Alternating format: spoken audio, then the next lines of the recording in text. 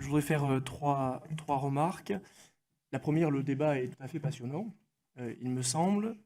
Je voudrais poser une précaution. Il est bien évident que ce débat-là n'appartient à personne. Je pense, monsieur le rapporteur, vous l'avez dit tout à l'heure, que vous en avez parfaitement conscience. D'abord parce que vous avez fait, au détour d'un tic de langage que je voudrais reprendre, une remarque qui, à mon avis, a du sens. Vous disiez tout à l'heure, l'histoire change, Dieu merci. C'est un tic de langage sûrement. Dieu n'y est sûrement pas pour grand-chose. Ce qui a permis à l'entreprise d'évoluer depuis le Code Napoléon, ce sont les décisions des politiques, ce sont aussi les décisions de certains grands chefs d'entreprise qui eux-mêmes ont installé dans leurs entreprises, il y a quelques décennies, des modes de fonctionnement que la loi n'avait elle-même pas anticipés.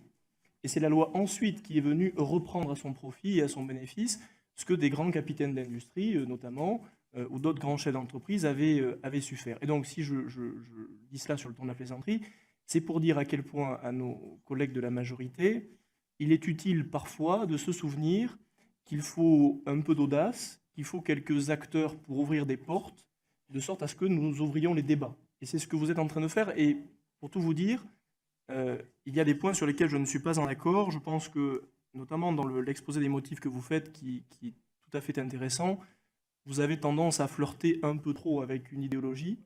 Je crois que votre exposé des motifs aurait gagné à être un peu moins sur cette limite-là, mais sur bien des points, j'avoue pouvoir vous rejoindre. Je le dis personnellement, de manière très libre, indépendamment de quelques positions de groupe que ce puisse être. Je voudrais ensuite faire une deuxième remarque.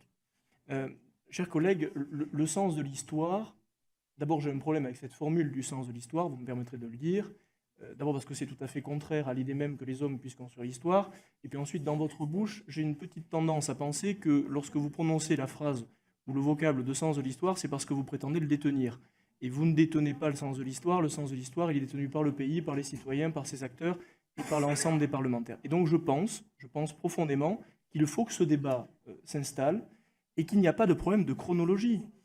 Enfin, c'est là qu'il y a quelque chose de troublant depuis quelques mois dans cette Assemblée que je n'ai pas connu auparavant.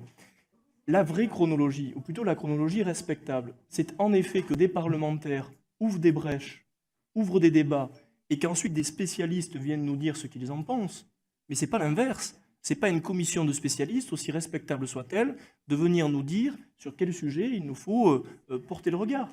Et je crois, mes chers collègues, je le dis de manière tout à fait sincère, vous penserez que c'est peut-être politisé, mais c'est tout à fait sincère, qu'il faut se sortir de la tête cette méthode qui s'installe depuis 7 mois, qui est une méthode biaisée et néfaste à notre démocratie. Nous détenons, nous, parlementaires, plus que tout autre, la chronologie des débats dans ce pays, et je pense qu'il faut s'en souvenir. Une dernière remarque, plus sur le fond du texte.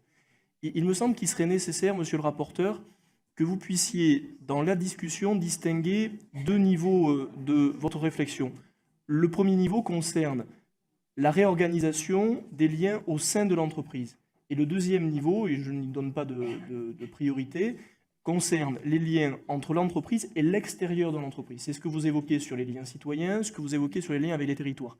Ce sont deux sujets qui, à mon avis, méritent de ne pas être confondus, parce qu'ils sont très différents.